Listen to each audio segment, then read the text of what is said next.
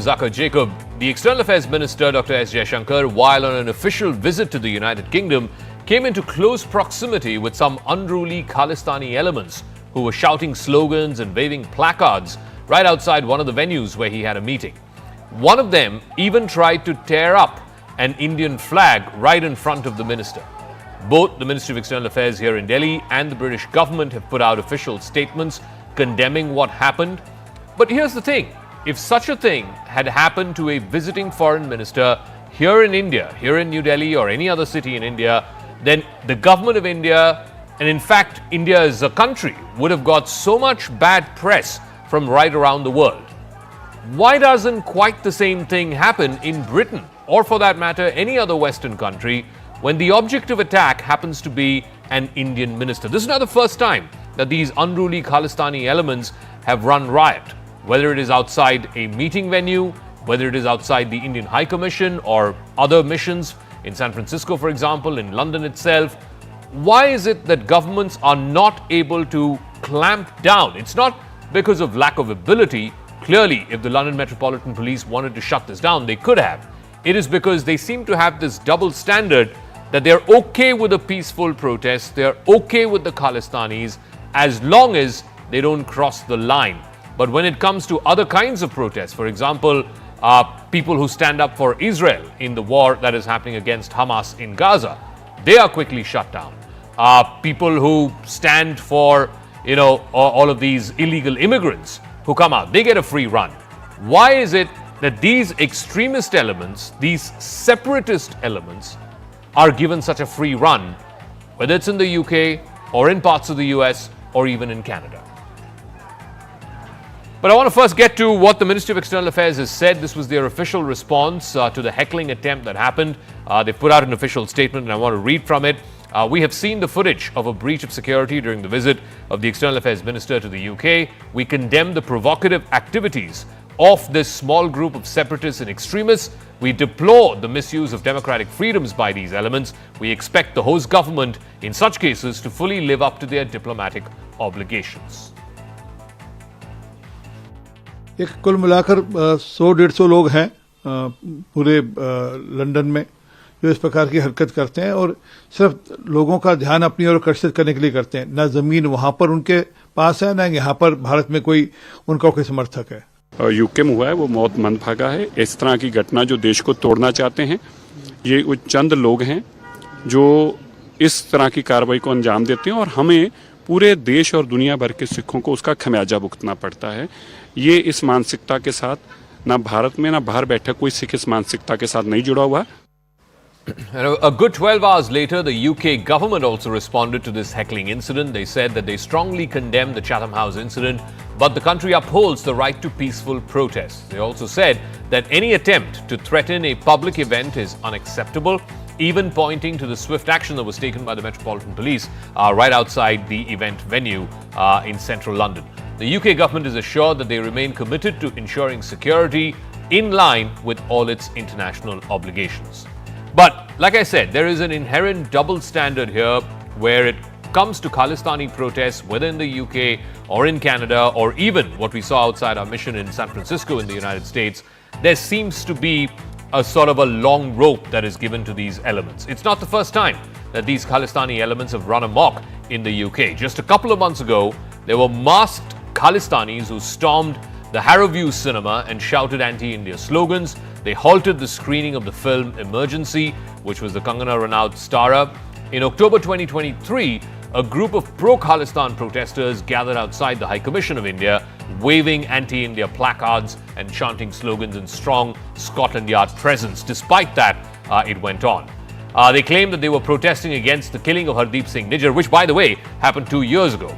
The same year, a group of unidentified assailants suspected to be the proponents of denounced cause of separate Khalistan state prevented the Indian High Commissioner Vikram Doraiswamy from entering a Gurdwara in Scotland while he was on an official visit to Scotland. In March 2023, Khalistan supporters attacked the Indian High Commission in London. They attempted to take down the tricolour, which of course, you go to any mission, you go to any embassy or consulate, you have the host country's flag that flies atop the building. These folks tried to bring the tricolour down. Meanwhile, in response to this, and we're getting a piece of breaking information, the UK's charge d'affaires in the mission here in New Delhi, Christina Scott, was summoned by the Ministry of External Affairs after the security breach that happened with External Affairs Minister Dr. Jaishankar in London outside the Chatham House venue where he had a seminar, a session planned. Right outside, you could see those Khalistani elements, one of them even trying to make way towards the convoy of the External Affairs Minister and even trying to tear up the Indian flag. Siddhant has more details on this. Siddhant, so the CDA has been summoned and issued a note. Tell us what else can we inform our viewers regarding India's response to what happened at the Chatham House venue yesterday? Well, Zaka, India has taken this issue very, very seriously. And in fact, we have also been reporting since morning that how in 2023, when Rishi Sunak was the Prime Minister at that time, if you remember, Zaka, in August, Security Secretary came to India and he in fact pledged £95,000 to tackle this extremism on British soil. In fact, there was a joint task force which was announced between the two countries to handle these issues, to discuss the issue of extremism.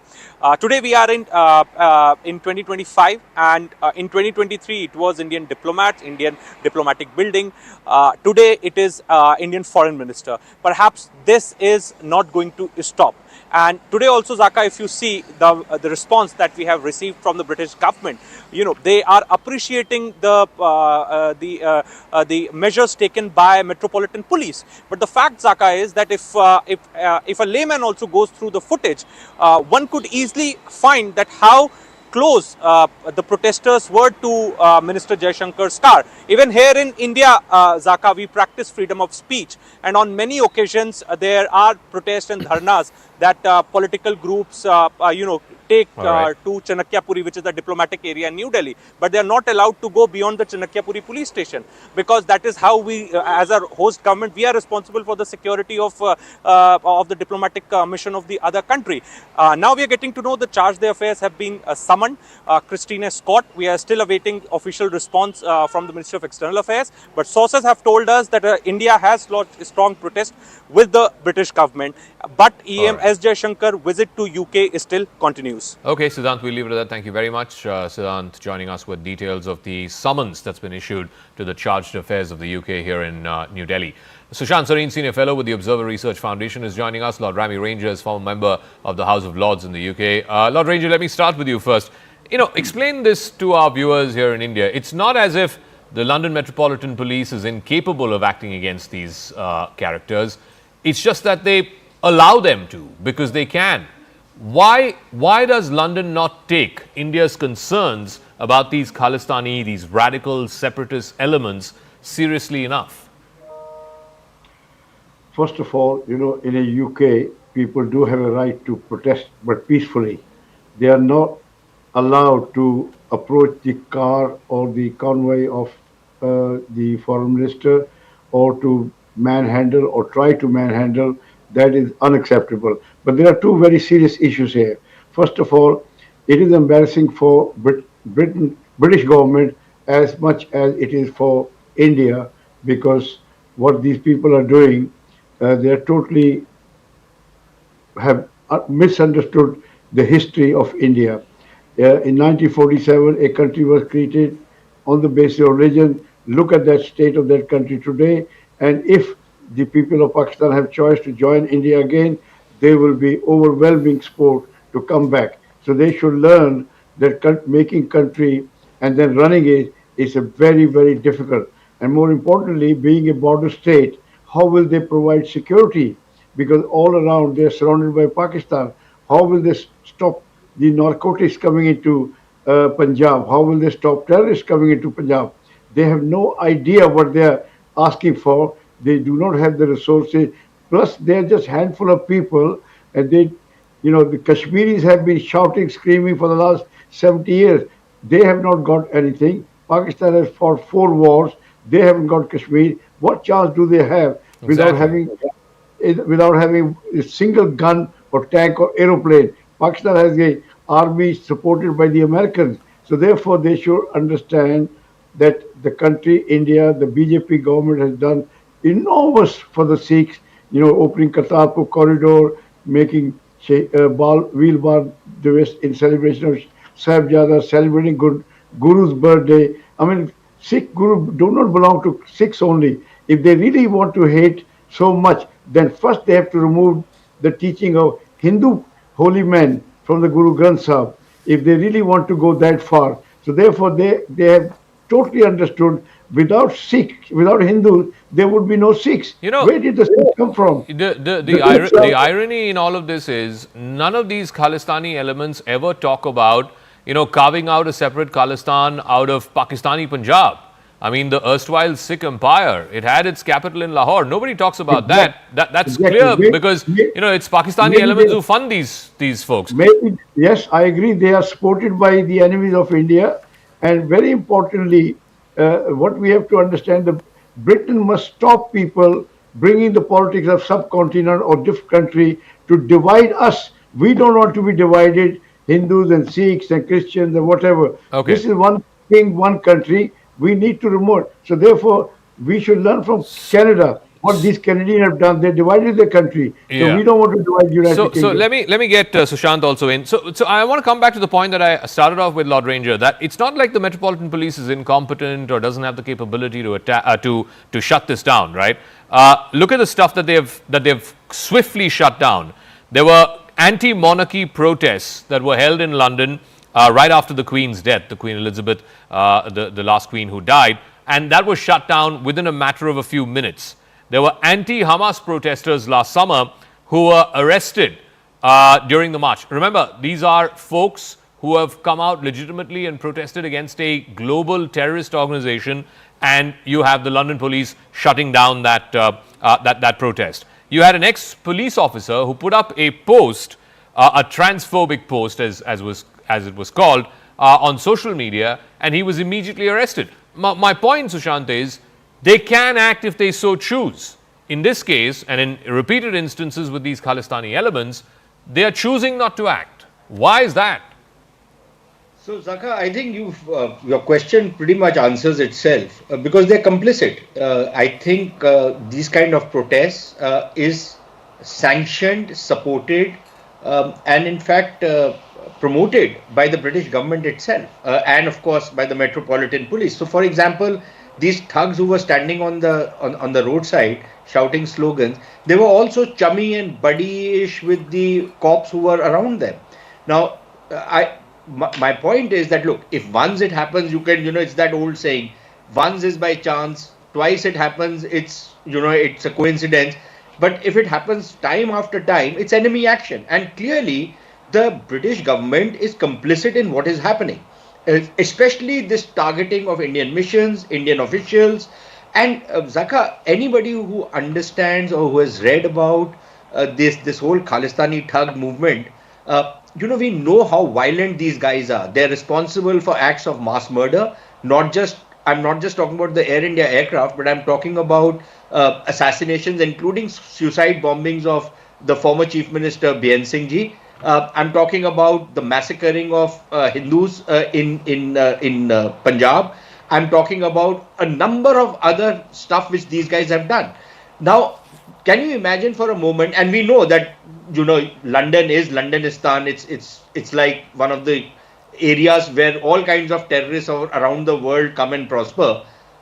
Can you imagine if this guy had been carrying a gun, for example? Exactly. Or if he was a suicide bomber and you are allowing him to come so close to an Indian official, Indian External Affairs Minister in this case. What if he was one of those? Unless, of course, the London police knew beforehand what he's going to do and how they're going to control him.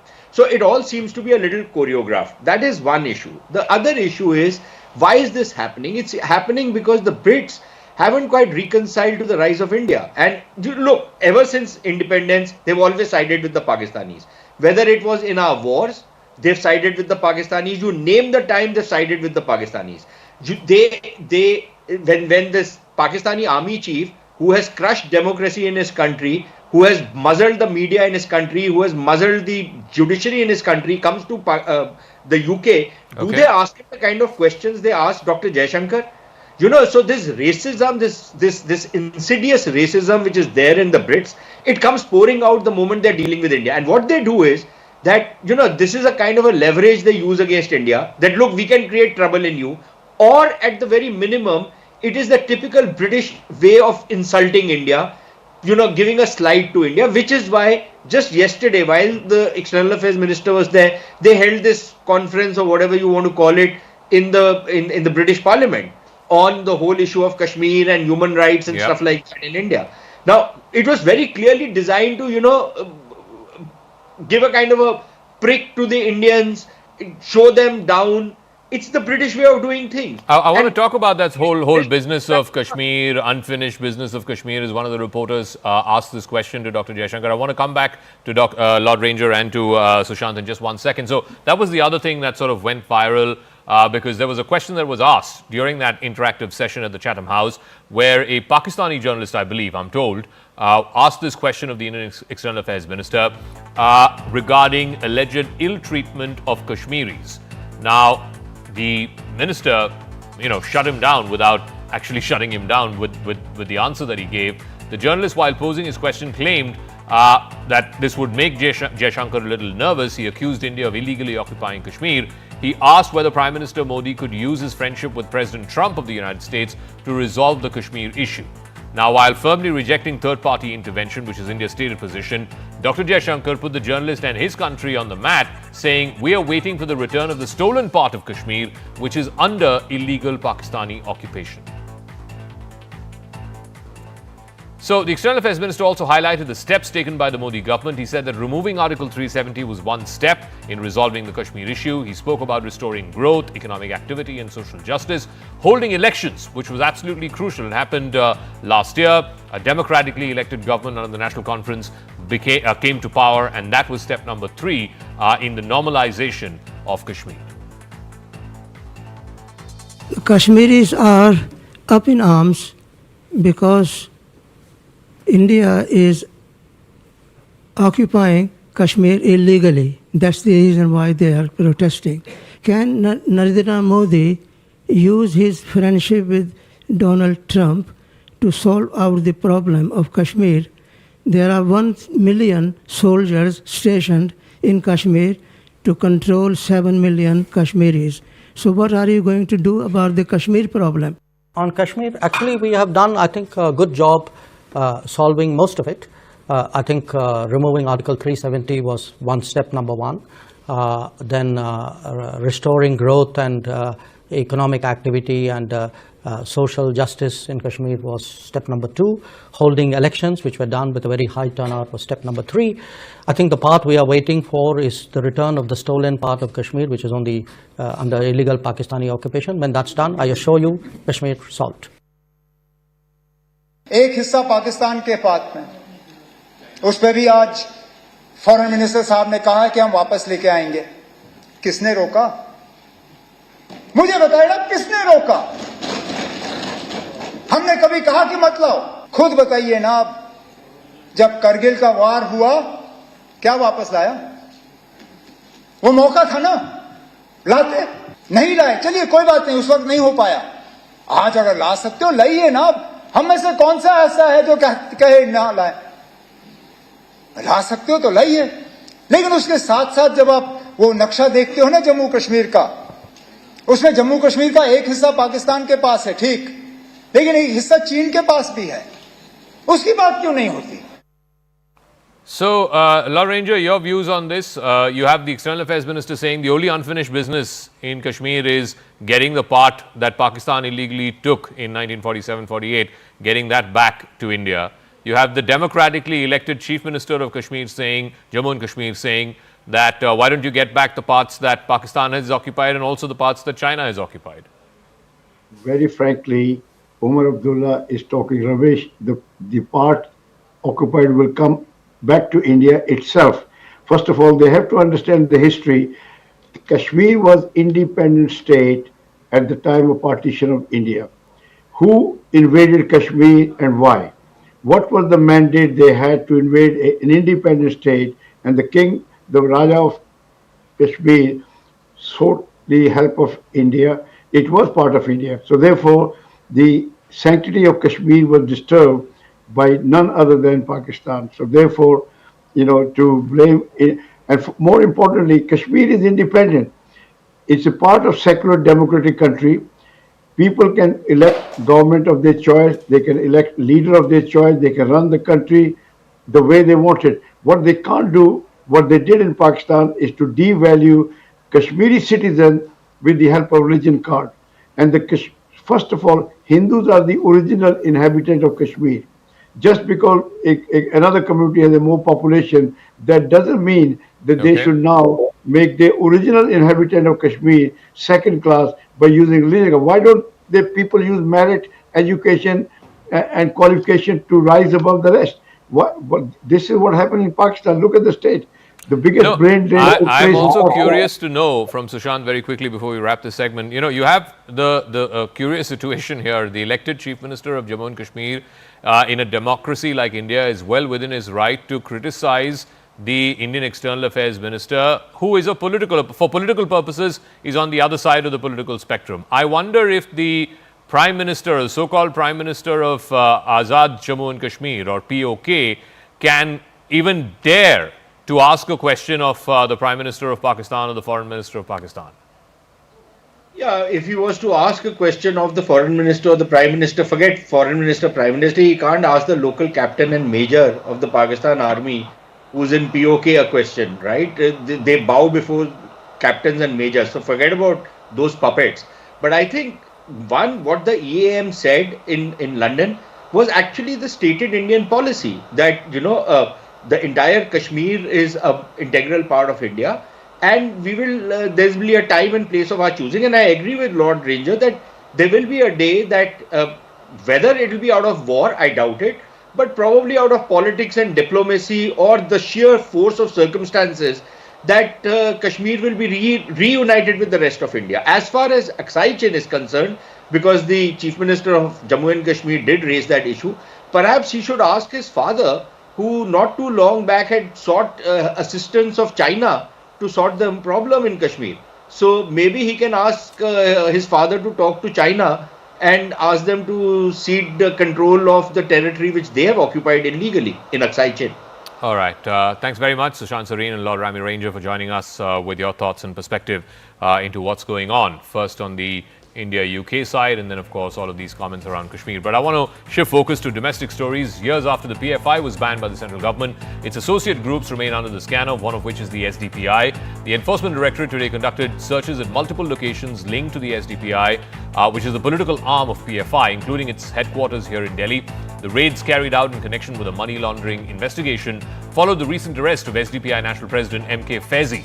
The ED has alleged that the PFI carried out its criminal activities through the SDPI, which was founded in 2009 and is headquartered in Delhi.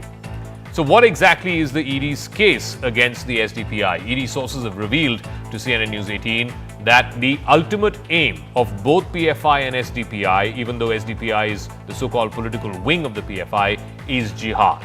SDPI has relied on PFI for daily operations and funding since its inception. While engaging in social and political activities, their true aim was to promote jihad without resorting to fear tactics like issuing fatwas.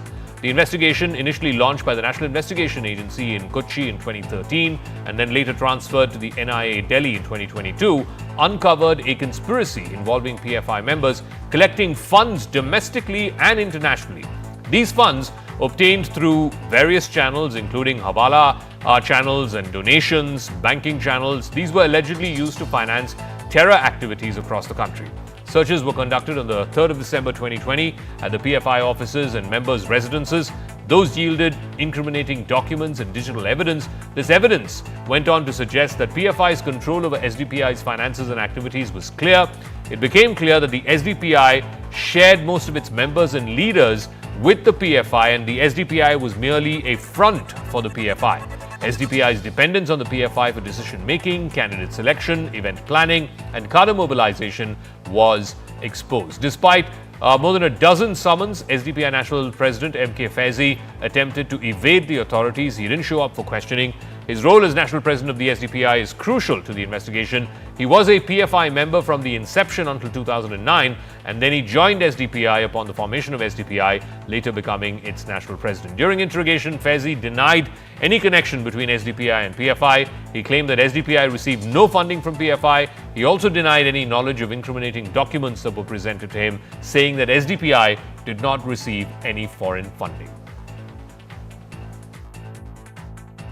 ED increases the heat on SDPI. Remember, just 2 days ago, the national president of SDPI, MK Faizi, was in fact arrested by the Enforcement Directorate. The basic allegation that has come to the fore from the side of the Enforcement Directorate against SDPI is that SDPI was actually involved in transfer of funds from banned organizations such as PFI, and PFI used to transfer funds to SDPI so that it could operate. Now remember, after SDPI was banned, this entire case was in fact taken over by the Enforcement Directorate, in which there has been several searches that have been conducted across the country over the last few years. Today itself, more than a dozen locations are being raided by the Enforcement Directorate. The Enforcement Directorate says that they have evidence which actually proves the fact that somewhere or the other, PFI had in fact transferred an amount of rupees 4.7 crores to SDPI, which is absolutely banned, since the organization has been banned by the central government. All the actions by the enforcement agencies are based on certain facts and figures which I can't comment. They have acted on a basis. When there is action against some illegal wrongdoings, you should not look it or make it as a communal issue or given a communal angle to it. So continuing saga into the Kannada actor Ranya Rao, her arrest has opened a can of worms about a massive gold smuggling racket that's been ongoing for several months now. These are the first pictures of Ranya Rao in custody after she was picked up by the Department of Revenue Intelligence. She is the stepdaughter of a DGP rank officer in Karnataka. Mr. Ramachandra Rao is DGP for housing, police housing.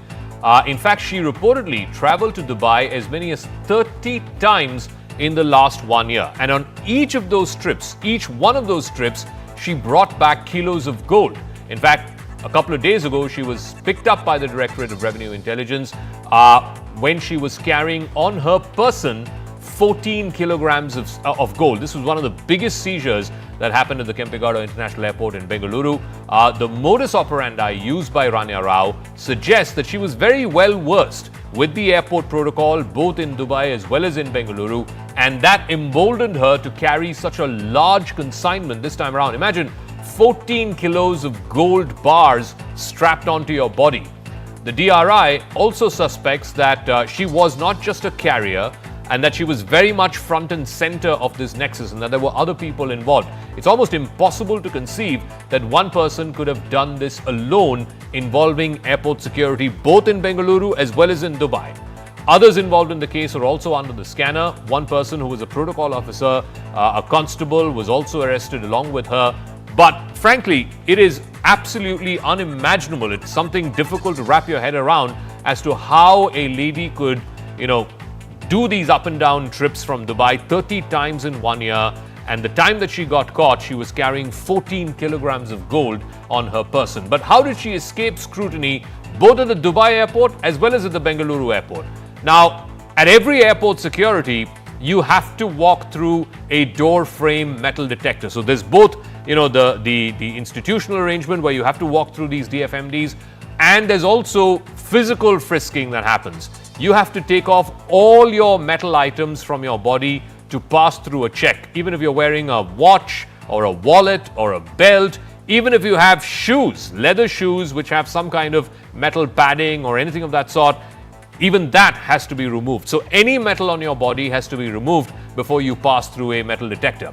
Here's what the DRI believes that was Ranya Rao's modus operandi.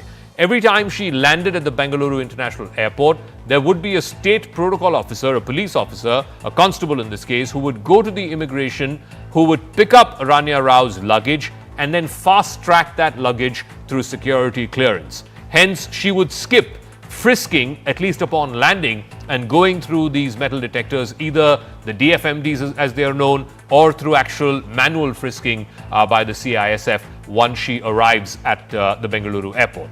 So far, this is what the agency has done. These are the statements that they have recorded. 3 people, along with Ranya Rao, their statements have been recorded by the DRI. The third one, we are given to understand, has the most incriminating details that go into the modus operandi of how she and everybody else involved in this cartel were operating. Sources in the DRI have told CNN News 18 that Ranya Rao has not denied most of these charges and that this is a clear case of protocol. These are security privileges that were extended to her because of her DGP father. Because if she was not the daughter of a high-ranking police officer, she wouldn't get a personal security officer upon landing at the Bengaluru airport. There are certain bruise marks we're given to understand on her on the actor's body from where these gold bars were taped. These bars were actually taped using insulation tape on her hands, on her legs.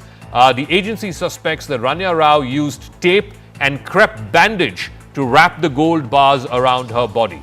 The marks are around her thighs, her shin, her waist, the actress's mobile and her laptop. These devices have been recovered. The DRI is yet to get access to these devices because both these devices are locked.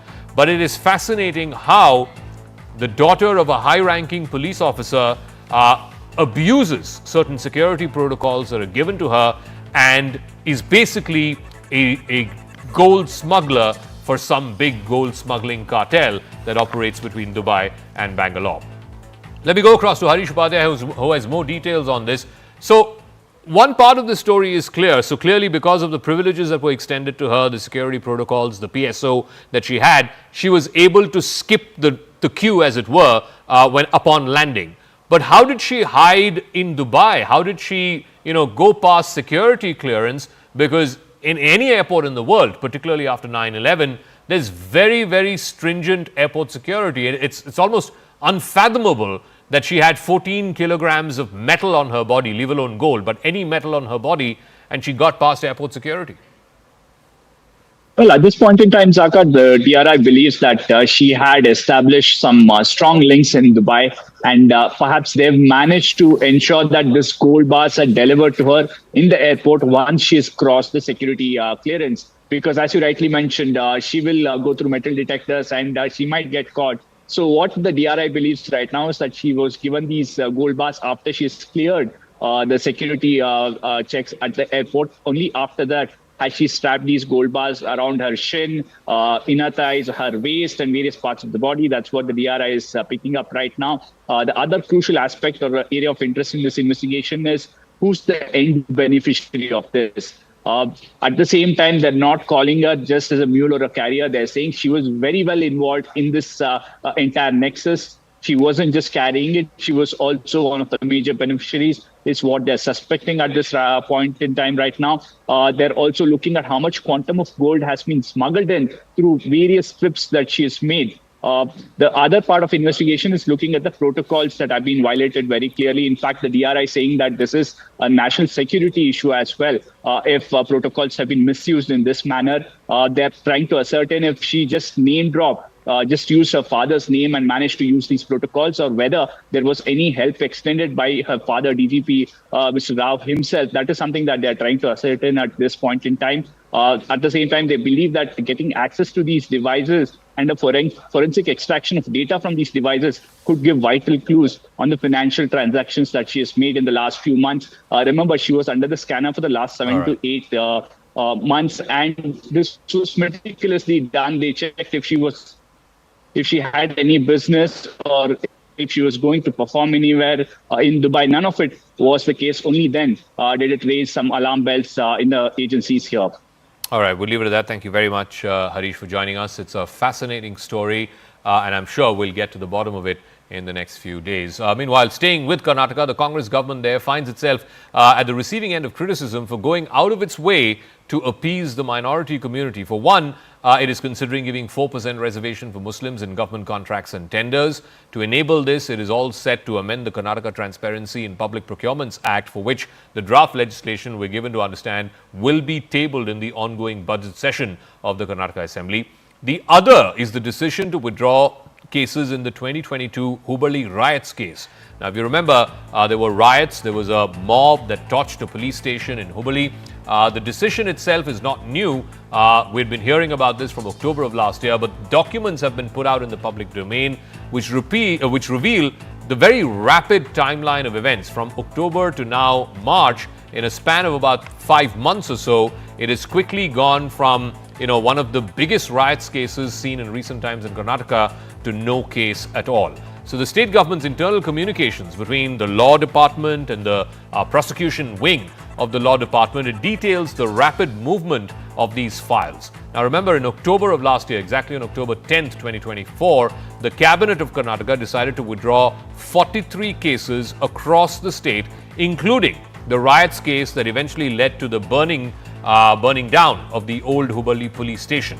5 days later, an official government order, a circular, was issued, and by the 2nd of October, the law and prosecution departments were informed and directed to take necessary steps.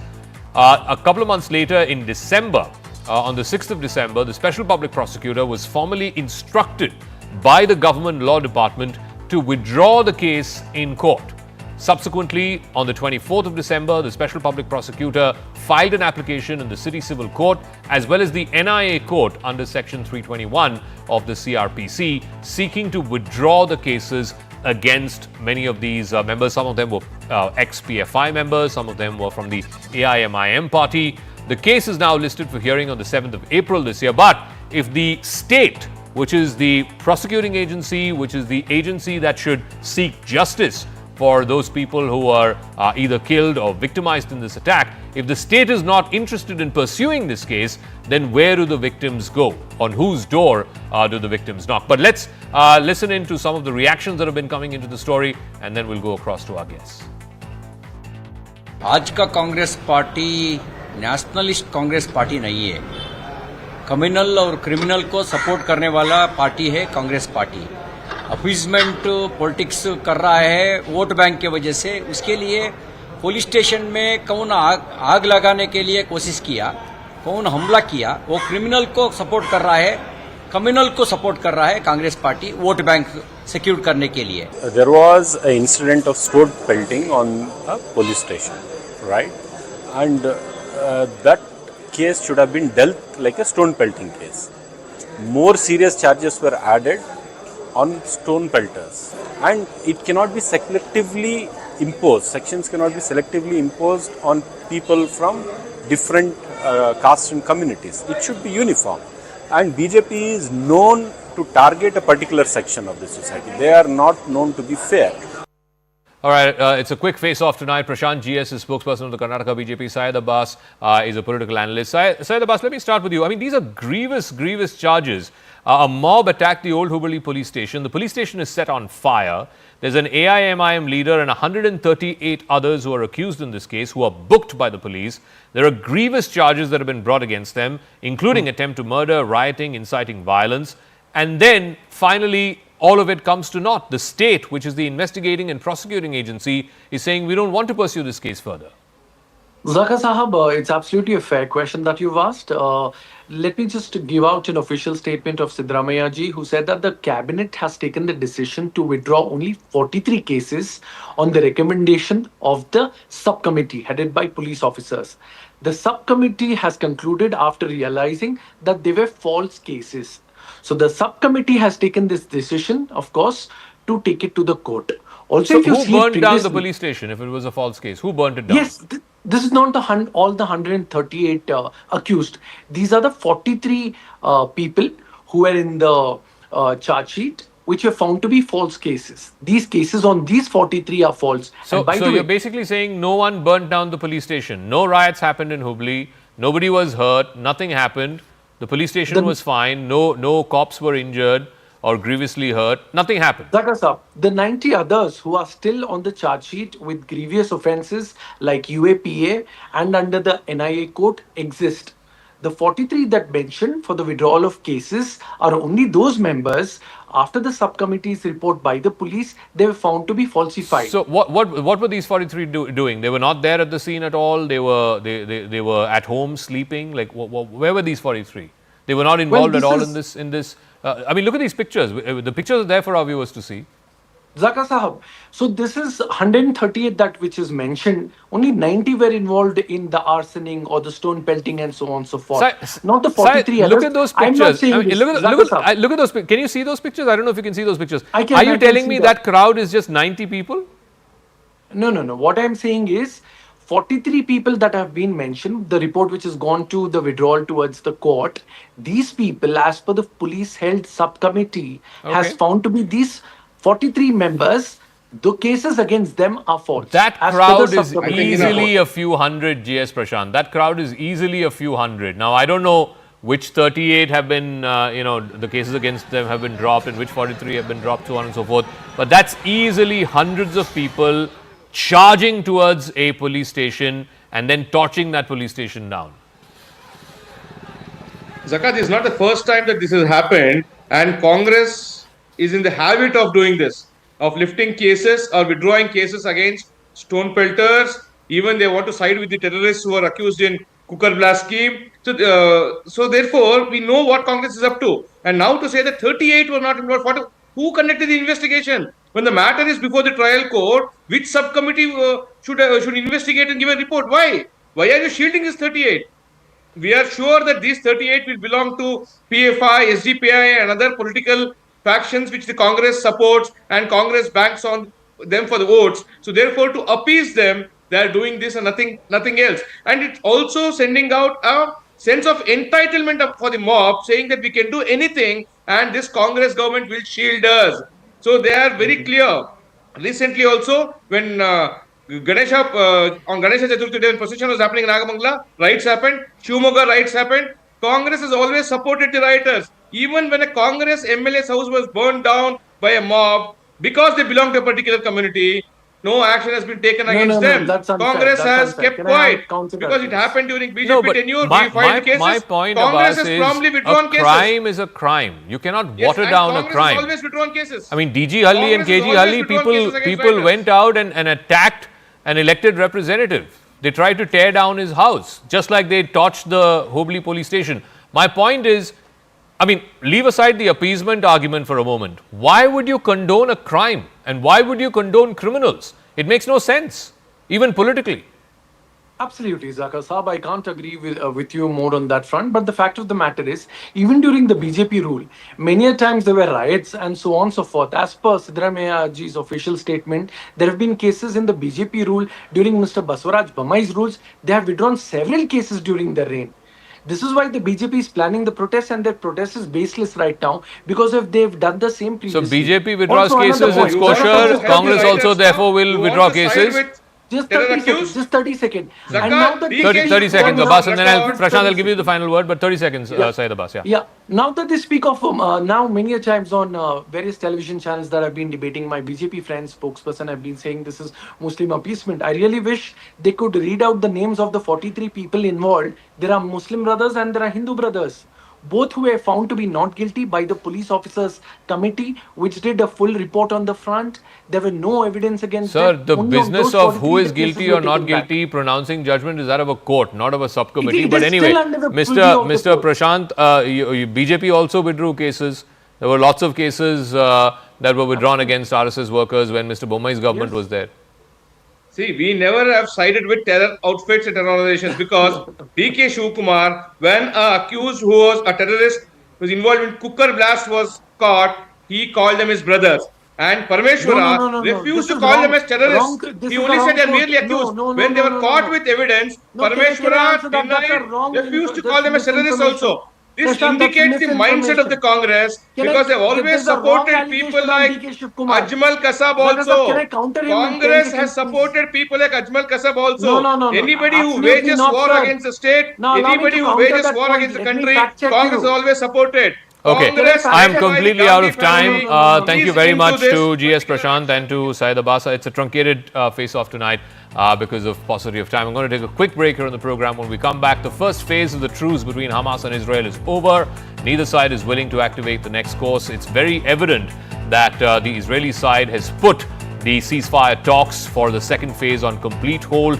They are walking away from the second phase of the ceasefire, and it is likely possible that if no more hostages are released, then Israel might even restart the war. Donald Trump, the US president, has said that he's giving out a last warning to Hamas to release all the remaining hostages, and if they don't do so, then the war might actually restart. We'll have an explainer right on the other side.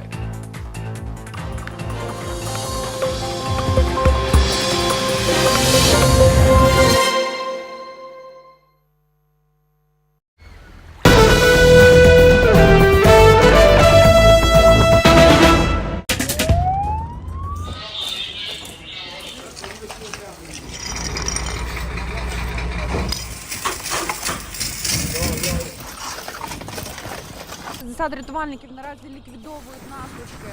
Медики, поліція, всі оперативні служби на місцях. Ліквідовуємо, допомагаємо. Намагаємось максимально оперативно ліквідувати усі пожежі. Уся інформація буде згодом щодо наслідків, щодо постраждалих. Ми працюємо.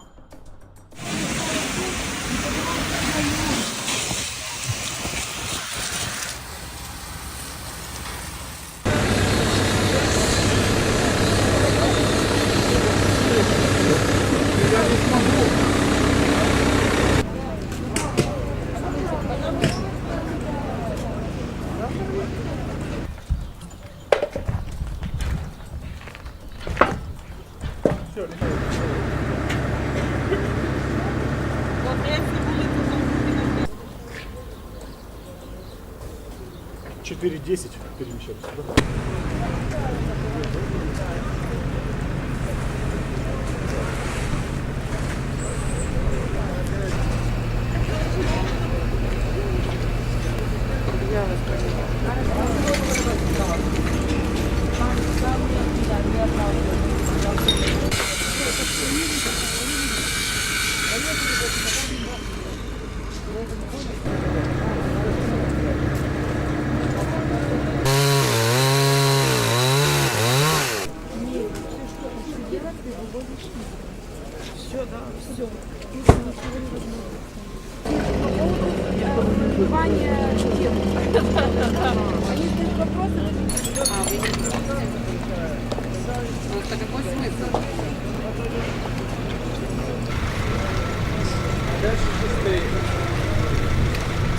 У меня аж дом задрожал и упали вещи. И я боялся и под диван упал. И испугался, под диван залез и сидел, пока все это не перестанется. Я орал на весь дом. Папа меня успокоил, но я все равно той ночью не мог заснуть, целую ночь сидел. И что-то еще все равно стреляло. Я боялся, спрятался под диваном, пытался заснуть.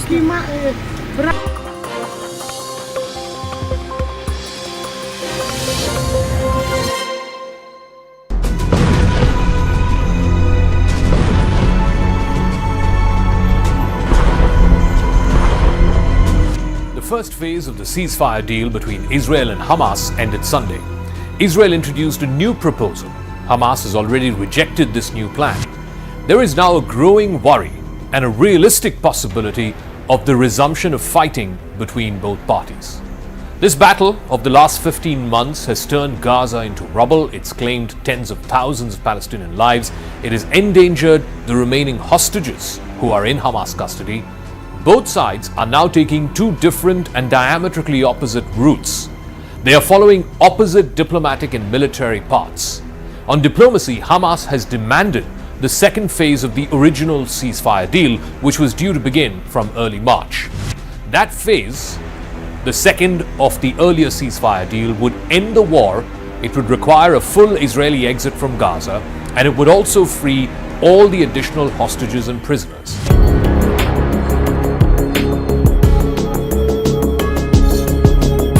Instead, Israel has proposed a 7-week extension of the current ceasefire. Under this plan, Hamas would have to free half of the remaining hostages who are alive and half of those who have already deceased. The Israeli leader, Benjamin Netanyahu, has linked this idea to the efforts by Trump-appointed American envoy to the Middle East, Steve Witkoff. For many weeks now, Israel has signaled it did not support moving forward with the second phase of the ceasefire. Both sides had agreed in theory, but they never really set clear-cut terms. Their visions are now clashing sharply. The Israeli Prime Minister repeatedly said that Hamas must dismantle its entire civilian governance and its armed military wing. His coalition partners in his government are also sharing the same view. Hamas has indicated strong willingness to relinquish control of the civilian affairs in Gaza, but it is firmly refusing to dissolve its military wing, which is the Qasem Brigades, which remains the core of its power in the war-torn Gaza Strip. This new proposal seems designed to replace the current ceasefire agreement. It would let Israel recover dozens of hostages and many of the remains of others who have died. This plan avoids a full-fledged commitment from Israel to end the war once and for all. However, it fails to resolve the deep differences over what shape and form a final peace will take between Israel and Hamas. At a government meeting over the weekend, Israeli Prime Minister Benjamin Netanyahu said the plan included a temporary ceasefire. This break, according to the Netanyahu plan, would happen during the Muslim fasting month of Ramadan, which has begun this week, and the Jewish Passover, which is expected later this month. Now, according to this Netanyahu plan, half of the remaining hostages in Gaza would return at the start of the temporary ceasefire. The other half would come back at the end of the ceasefire if Hamas and Israel can eventually agree upon a permanent truce. In January, during the first stage of the three-part ceasefire deal, Hamas freed about 25 Israeli hostages. It also handed over the bodies of 8 other hostages. In exchange, Hamas got back about 1,500 Palestinians who were held in various Israeli jails. Without any further planned exchange of hostages or prisoners, Israel will find it significantly less reasonable to continue maintaining the ceasefire. There is less that Israel gets out of the ceasefire than Hamas does.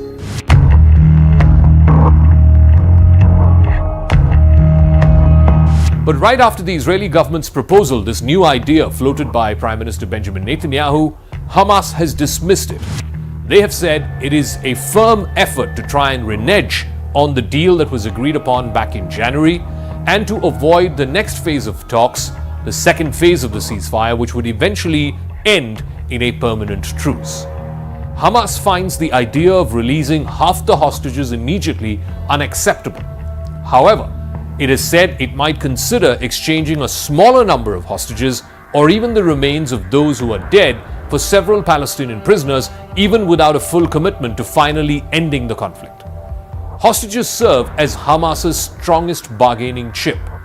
Every time an Israeli captive or an Israeli hostage is traded for Palestinian prisoners, the overall negotiating power that Hamas has weakens significantly. So, for example, if they have 25 hostages in custody, their negotiating power is that much greater as opposed to having just 10 or 5 hostages in custody. So this strategy really is a battle of attrition more than anything else, but it may eventually force Israel to make that difficult choice. On the one hand, should it reignite the war because a large number of hostages have already been freed and remove Hamas, or should Israel focus on saving alive the remaining hostages?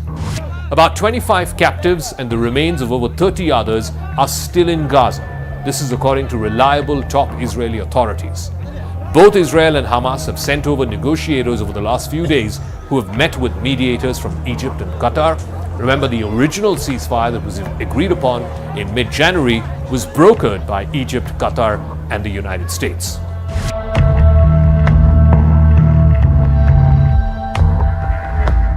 Even as ongoing diplomatic talks continue, both sides are actively preparing for the possibility of a renewed large-scale conflict.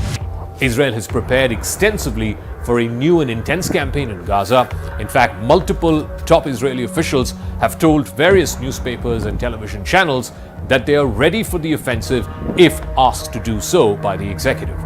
They've also said that any new operation would target Hamas figures who misdirect vital humanitarian aid which is meant for civilians. That's one of the reasons why Israel has stopped any further humanitarian aid into Gaza, even though that was one of the underwritten conditions in the January ceasefire deal.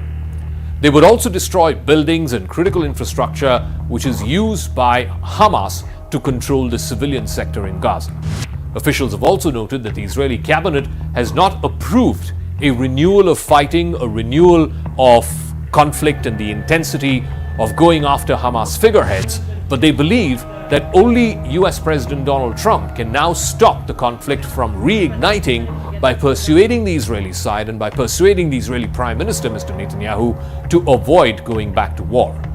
All discussions reveal very deep divisions and very high stakes between both the warring parties, that's Israel and Hamas.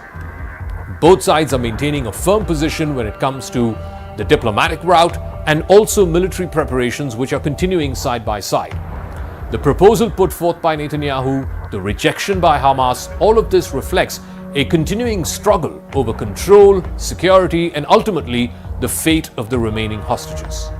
This complex situation leaves very little room for compromise. It also heightens the risk of renewed conflict. Some are saying it could start as early as this week if Netanyahu is able to convince the Israeli cabinet to further continuing the war, and if he also gets a buy-in from the Trump administration.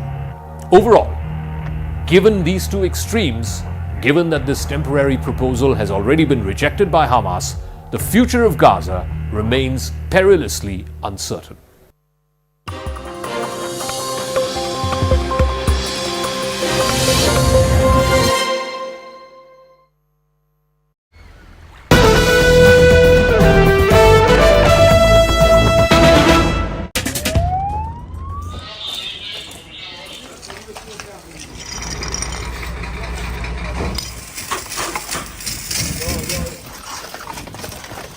Засад рятувальників наразі ліквідовують наслідки. Медики, поліція, всі оперативні служби на місцях.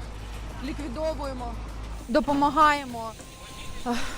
Намагаємось максимально оперативно ліквідувати усі пожежі. Уся інформація буде згодом щодо наслідків, щодо постраждалих. Ми працюємо.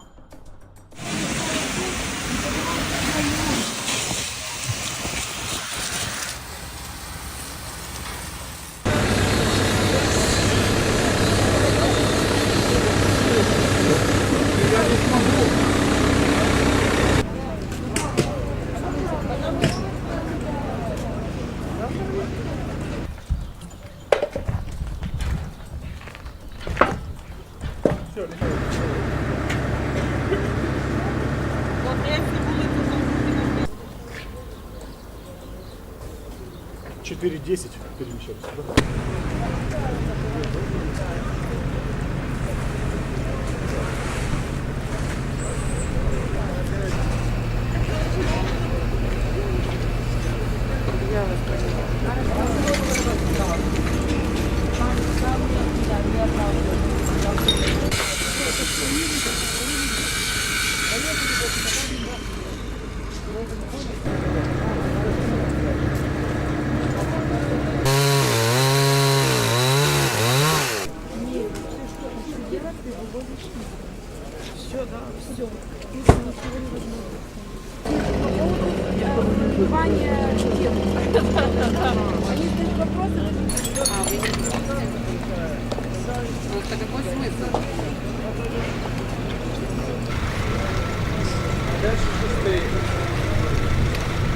У меня аж дом задрожал и упали вещи. И я боялся и под диван упал. И испугался, под диван залез и сидел, пока все это не перестанется. Я орал на весь дом. Папа меня успокоил, но я все равно той ночью.